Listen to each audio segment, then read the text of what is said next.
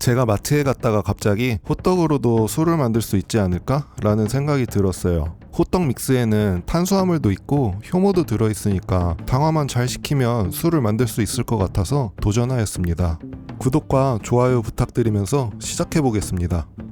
사실 마트에서 구매하진 못했어요. 너무 비싸더라고요. 그래서 인터넷을 찾아보니 거의 반값이더라고요. 얼른 구매했죠. 3개 샀는데 하나만 써도 될 것 같았어요. 그래서 오늘의 재료는 호떡 믹스인데 이거 하나만으로는 술을 만들기 힘들어요. 쉽게 말해 술은 효모가 당을 먹어서 알코올을 생성하게 되는데 탄수화물 전분질은 효모가 먹을 수 없거든요. 그래서 효소를 데리고 오면 효소가 전분질의 연결고리를 잘라 효모의 먹이인 당으로 만들어줍니다. 그 효소의 역할을 예전에 사둔 이 엿기름이 해줄 거예요. 이 엿기름을 이용해서 식혜처럼 호떡 믹스를 삭혀 당화를 해주고 효모를 넣어준다면 알코올이 생성돼서 술이 되지 않을까요?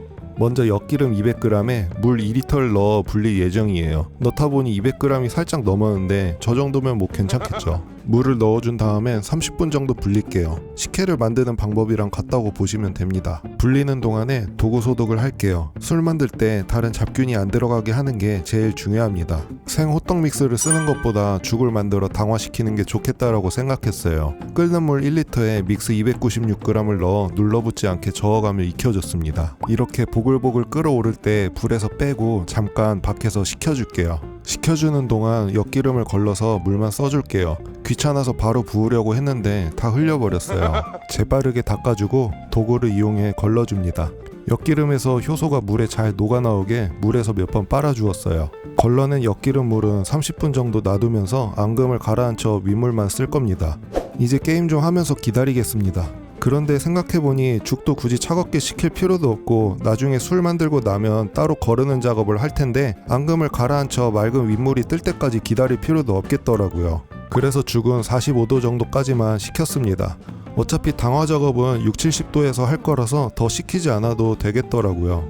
적당히 식은 죽에 엿기름물을 넣고 잘 섞어 주었습니다. 죽이 식으면서 뭉쳐가지고 풀어내는데 시간이 걸리더라고요. 이제 혼합물을 밥솥의 보온 기능을 이용해서 당화를 시켜줄 거예요. 보통 식혜 만들 때도 밥을 삭힐 때 전기밥솥을 이용한다고 하잖아요. 어머나 근데 생각보다 밥솥이 작네요. 그래도 혼합물을 밥솥에 댈 때까지 부어주었습니다. 아래 가라앉은 것도 건져 넣어줬어요. 그런데 역시 너무 많더라고요. 적당히 덜어주고 보온 기능을 켜줍니다. 보온을 시작합니다. 당화를 시작하고 호떡도 부쳐먹고 게임도 하면서 5-6시간을 기다려줍니다. 6시간 후 밥솥을 확인해줍니다. 식혜밥알이 동동 뜬 것처럼 죽에 입자가 뜬 거 보니 잘 당화되었겠네요. 당도계를 꺼내서 재보니 11.6브릭스 밖에 안 됐더라고요. 큰일이 났죠. 그런데 호떡 믹스 안에는 호떡 설탕도 함께 동봉되어 있다는 게 생각났어요. 설탕을 부어주고 잘 저어서 당도를 다시 측정해봤는데 15.9브릭스가 나왔어요. 검색을 해보니 당도가 15브릭스인 포도로 술을 만들면 최대 8.7% 정도의 알코올 도수가 나온대요. 엿기름 안에 효소의 작업을 멈추게 하려고 불에 한번 끓였습니다. 잠깐 한눈 판 사이에 갑자기 끓어 넘쳤네요. 아무튼 다 끓은 혼합물은 하룻밤 동안 차게 식힐 겁니다. 생각해보니 식힐 땐 뚜껑을 열어놓는 게 좋을 것 같아요. 다음날 아침 호떡 믹스에 동봉된 효모가 잘 깨어나도록 40도 정도의 물에 잘 풀어줍니다.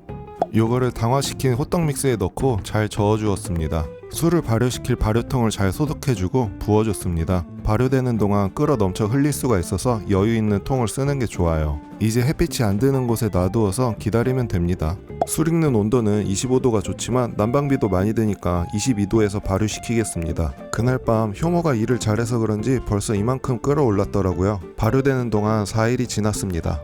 이제 술이 끓지도 않고 잠잠하더라고요. 때가 되었죠. 뚜껑을 열어서 확인해봤는데 냄새는 술 냄새가 나긴 하는데 약간 느끼한 냄새가 나더라고요. 일단 술거를 통과 손을 빠르게 소독해주고 술을 걸러주겠습니다. 샤주머니에서 술을 짜주는데 술 지게미가 없더라고요. 색깔은 일반 막걸리보다는 진해 보였어요. 술의 양은 1리터하고도 780ml 정도 나왔어요. 드디어 맛을 볼 시간입니다. 첫입에 맛을 보는데 뭐랄까 역겹네요. 반죽에 조미료가 들어가서 그런지 느끼하고 역겨워요.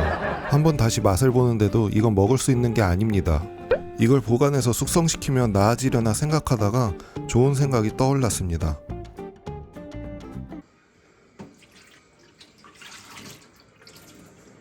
솔직히 호떡을 만들어 먹으라고 만든 제품을 가지고 술을 만든다는 건 어쩌면 결과가 정해진 행위였나 봐요.